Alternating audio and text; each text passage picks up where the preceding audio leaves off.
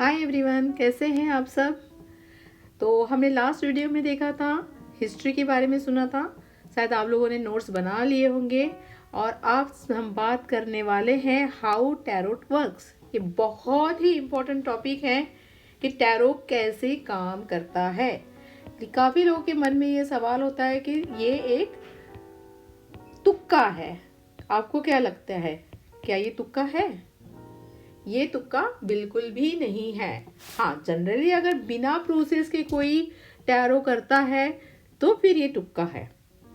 Otherwise ये बिल्कुल भी तुक्का नहीं है, ये पूरा साइंटिफिकली वर्क करता है। आज हम देखेंगे, मैं आपको बताने जा रही हूँ कि ये साइंटिफिकली कैसे वर्क करता है।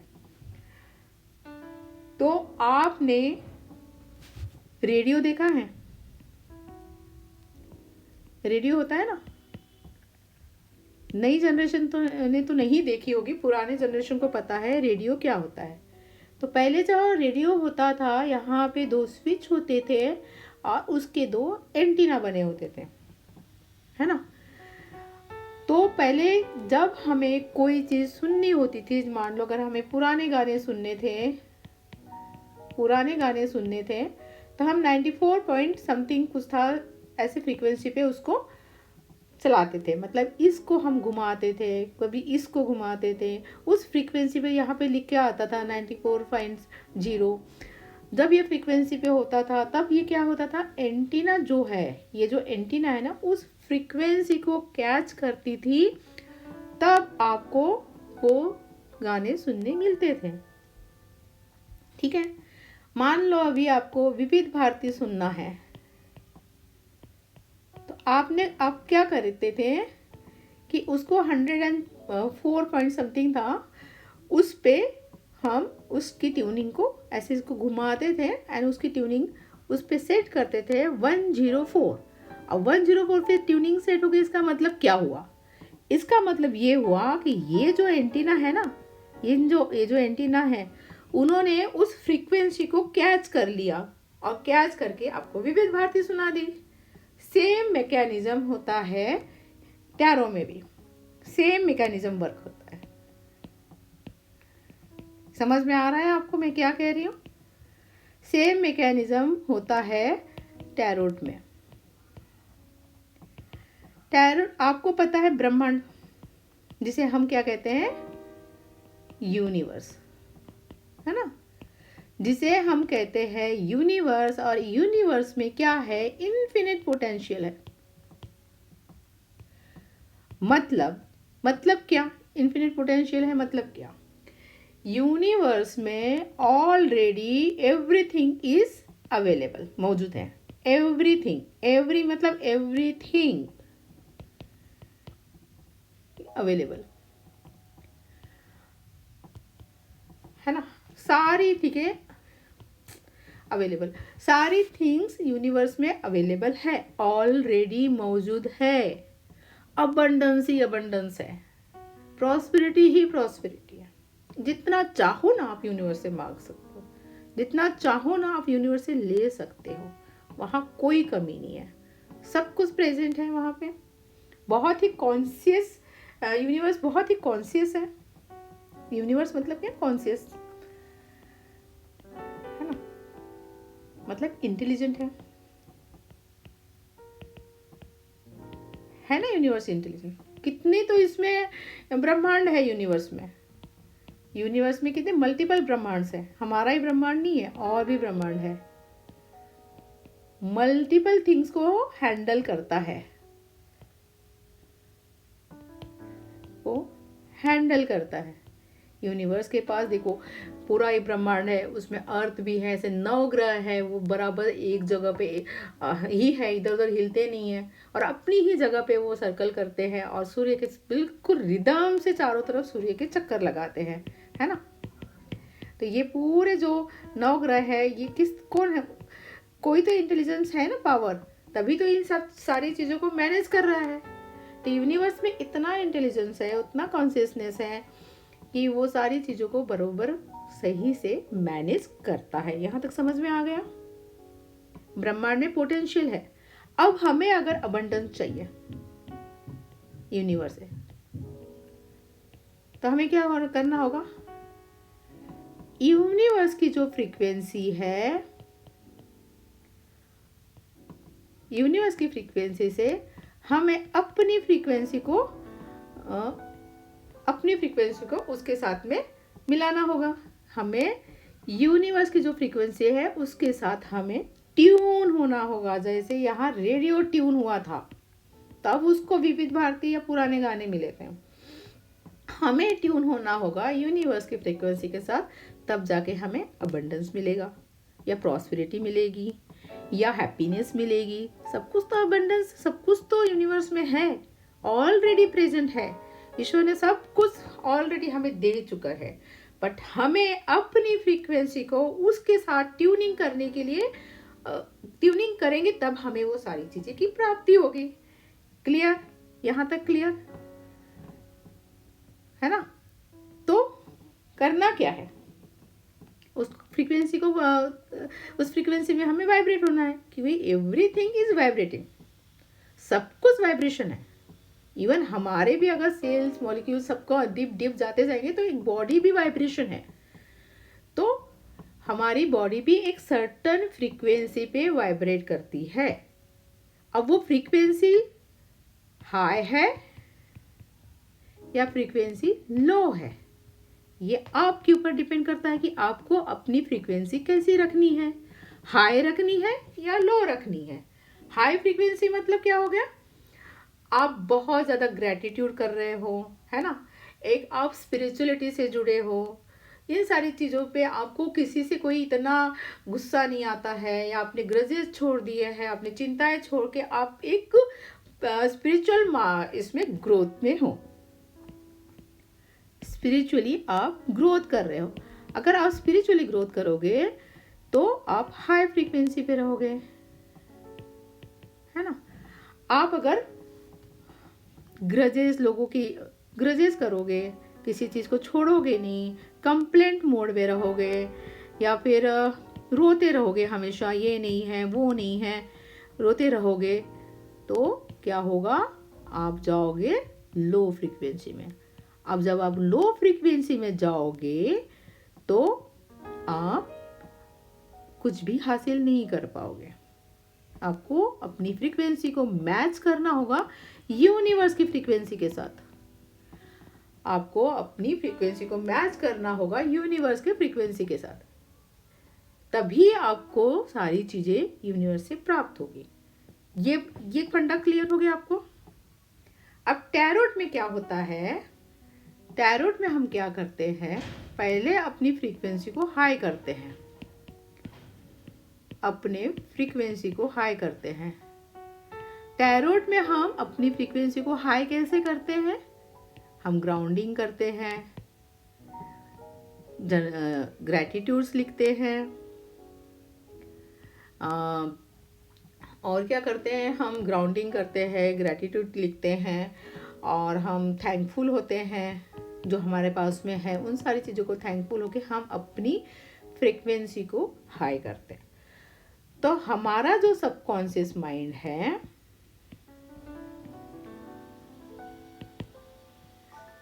माइंड क्या कहाँ जाके कैच करता है, यूनिवर्सल फ्रीक्वेंसी के साथ जाके अलाइन होता है।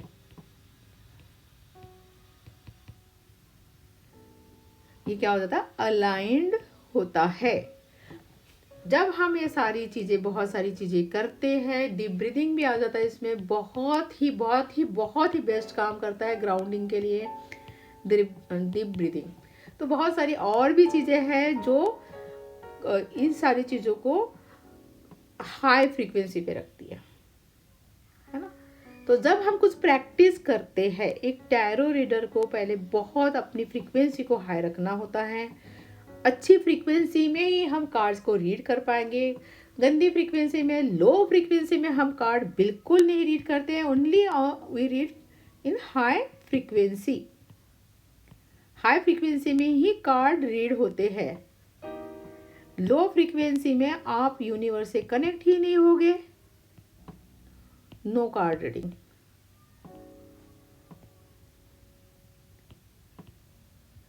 जब आप यूनिवर्स से कनेक्ट ही नहीं होंगे तो आपको यूनिवर्स की तरफ से आंसर्स नहीं मिलेंगे, ठीक है। तो हमें आंसर कौन देता है? यूनिवर्स की तरफ से हमें आंसर्स मिलते हैं। हम जिस चीज के लिए पूछते हैं, जब हम यूनिवर्स के साथ कनेक्ट होते हैं, कैसे कनेक्ट होते हैं? अपनी फ्रीक्वेंसी को ट्यून करके। अपनी फ्रीक्वेंसी को हम ट्यून करके जब यूनिवर्स से कनेक्ट होते हैं और कुछ प्रेयर बोलते हैं, उसके थ्रू हमें यूनिवर्स आंसर देता है। और हम क्या करते हैं, उस पर्सन की जिसकी हमें रीडिंग करनी होती है, उसके सबकॉन्शियस माइंड को टैप करते हैं, है ना। अब उसके सबकॉन्शियस माइंड में जब हम टैप करते हैं तो उसके क्वेश्चन का आंसर ऑलरेडी उसके पास होता है, जो वो नहीं जानता, जो हमें यूनिवर्स के थ्रू उसके आंसर्स मिलते हैं। तो ये प्रोसेस होता है, पहले हम अपने सबकॉन्शियस माइंड को प्रोग्राम करते हैं। ओके, यहां तक क्लियर? पहले हम अपने सबकॉन्शियस माइंड को प्रोग्राम करते हैं। कैसे करते हैं? अपनी फ्रीक्वेंसी को हाई करते हैं। देन हम कनेक्ट होते हैं यूनिवर्स से अलाइन होते हैं। यहां तक क्लियर? अब जब हम अपने यूनिवर्स के साथ अलाइन होते हैं, कैसे? ट्यूनिंग करके, फ्रीक्वेंसी को ट्यून करके, फ्रीक्वेंसी की ट्यूनिंग करके हम यूनिवर्स के साथ अलाइन हो गए। अब ये हमने कुछ प्रेयर कर ली, हमने प्रेयर करके उस पर्सन का नाम लिया और उस पर्सन को क्या क्वेश्चन से हमने पूछा यूनिवर्स से। तो हमने क्या किया कि उसके सबकॉन्शियस माइंड को भी, क्लाइंट के सबकॉन्शियस माइंड को भी हमने टैप किया।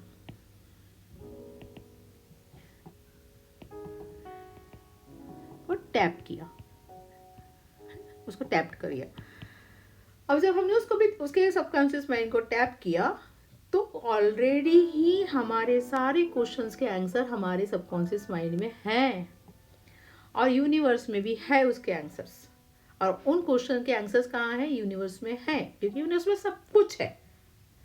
अगर आप किसी टैरो रीडर के पास भी ना जाओ और आप शांति से रोज थोड़ा टाइम अकेले में स्पेंड करो, आंखें बंद करके बैठो, है ना, तो आपको आपके क्वेश्चन के आंसर्स ऑटोमेटिकली मिलने शुरू हो जाएंगे।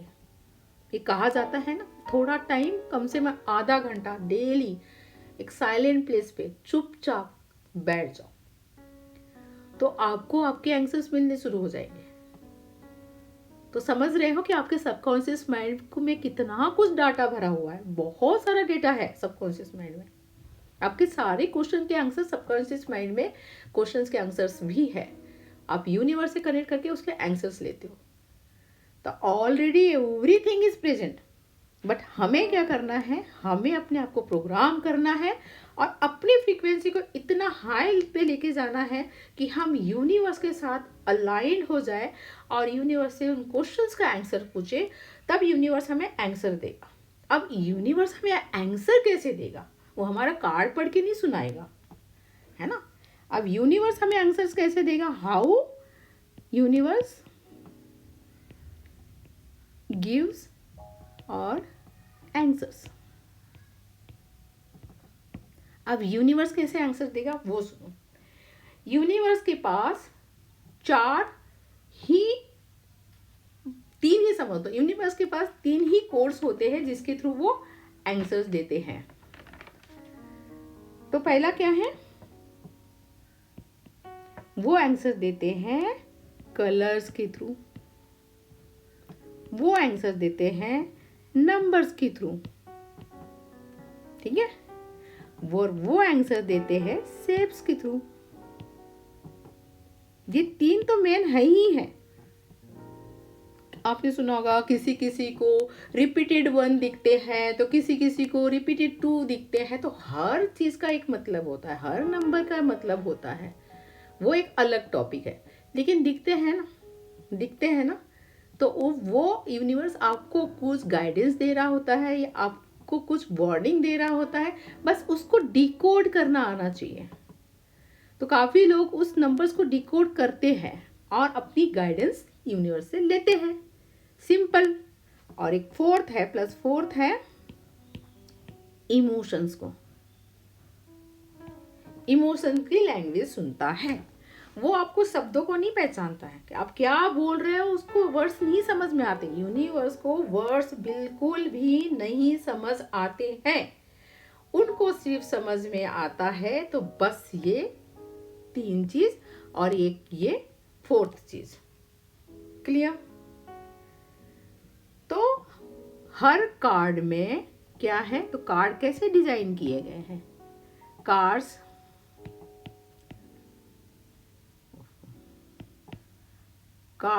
में क्या है? कार्ड्स में कलर्स भी है, कार्ड्स में नंबर्स भी है, कार्ड्स में शेप्स भी है, और कार्ड्स में जो कैरेक्टर्स है उनकी इमोशंस भी है। ठीक है?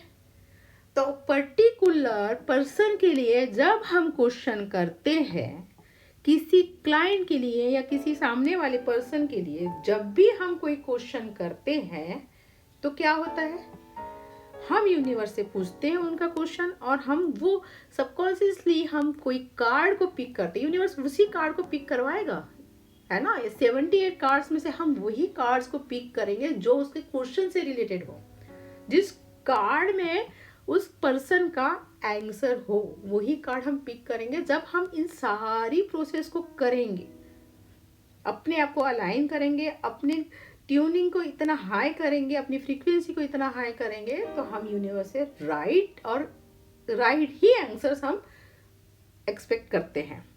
जहां हमने ये सारी चीजों को फॉलो नहीं किया वहां हमें आंसर्स नहीं मिलेगा। फिर वो क्या होगा, वो मेले वाला तोते वाला काम होगा। मेले में होता है ना, तोता उठाता है, एक कार्ड को उठाता है ना, तो वही काम हो जाएगा, स्पेकुलेशन वाला। तो ये फर्क है साइंटिफिकली कैसे टैरो वर्क करता है और स्पेकुलेशन क्या है ना। तुक्का क्या है, जिसे हम कहते हैं तुक्का मार दिया, तो ये तुक्का नहीं है, ये पूरी एक साइंस है। इसको सीखना है तो आपको भी इन सारी चीजों को करना होगा, डेली प्रैक्टिस करनी होगी, डीप ब्रीथिंग को प्रैक्टिस करनी होगी, आपको ग्राउंडिंग करना होगा, और बहुत सारी चीजें हैं जो हम अपने कोर्स में भी सिखाते हैं कि आपको क्या करने से आप यूनिवर्स से ट्यून्ड हो जाओगे, अलाइन हो जाओगे। फिर आपको जो चाहिए ना बस वो आपको मिल जाएगा। आपको अलाइन होने की जरूरत है, आपको उस फ्रीक्वेंसी में वाइब्रेट होने की जरूरत है जो यूनिवर्सल फ्रीक्वेंसी है। क्लियर? यहां तक समझ आ गया? तो इस तरह से हर कार्ड में ये सब कुछ चीजें होती है, बस इसको पढ़ना होता है। वो एक थ्योरी होती है कि हर कार्ड में इन चीजों को कैसे पढ़ा जाए।